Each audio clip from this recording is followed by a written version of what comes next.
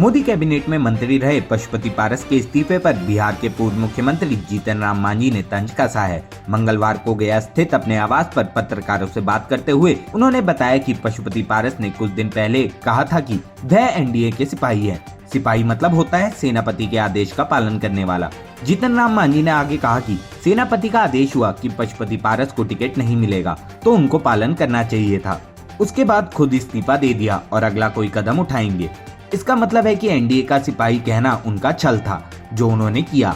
आइए जानते हैं जीतन राम मांझी ने क्या कहा। देखिए, उनकी अपनी बात है। वो दो तरह की बात बोल रहे थे। पहले तो वो बोल रहे थे कि हम एनडीए का सिपाही, तो इस माने एक सिपाही अगर है तो सिपाही को जो आदेश होता है पालन करना चाहिए। लेकिन उसके बाद वो मंत्रिमंडल से इस्तीफा दे दिए हैं, तो इसका मतलब है कि सच्चा एनडीए के वो सिपाही नहीं हैं। अगर होते तो ऐसा नहीं करते। तो इसलिए ये उनकी बात है, उस पर हम यही कह करके और कोई ज़्यादा बात नहीं करनी चाहिए। वहीं दूसरी ओर जीतन राम मांझी ने 2024 के चुनाव में एक सीट मिलने पर भी प्रतिक्रिया दी। देखिए, आप मेरे पॉलिटिकल जीवन को समझिए। 1980 में हम टिकट मांगा था, टिकट मिला। उसके बाद एकदम ईमानदारी से कहना चाहते हैं कि 80 के बाद न तो मैंने टिकट मांगा, न तो मंत्री पद मांगा, और मुख्यमंत्री का तो कोई सवाल ही नहीं था, लेकिन सब मिला। उसी प्रकार से जब नीतीश कुमार जी शर्त रख दीन कि हमारे पार्टी में मर्ज कर जाओ, हमारे सारे रैंक एंड फाइल लोग बताया कि नहीं, मर्ज नहीं करना है। एक कन्वे किया तो उन्होंने कहा कि बाहर जाओ, तो हम बाहर आ गए।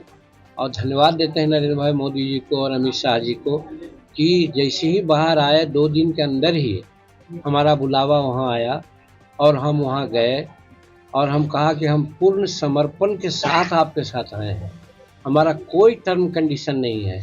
सबसे बड़ी बात यही है कि जितना अहमियत नरेंद्र भाई मोदी जी जीतन मांझी को दिए हैं, देते हैं, जो सब आप लोग जानते हैं। चाहे यूपीए की एनडीए की बैठक में हमको तरजीह दिया, वो रिसीव करने में उनको तरजीह दिया कि नड्डा के बाद हमारा ही नंबर था। फिर वाजपेयी जी के पुण्यतिथि पर भी किसी को नहीं बोले, हमको बोले जीतन जी आप भी माल्यार्पण कर लीजिए। तो ये क्या शो करता है। फिर हमारे प्रति विधानसभा में बिहार में कुछ बातें हुई, हम उसको बुरा नहीं माना, लेकिन हम धन्यवाद देते हैं माननीय नरेंद्र मोदी जी को कि हमारी चर्चा उन्होंने तेलंगाना की मीटिंग में किया, राजस्थान की मीटिंग में किया।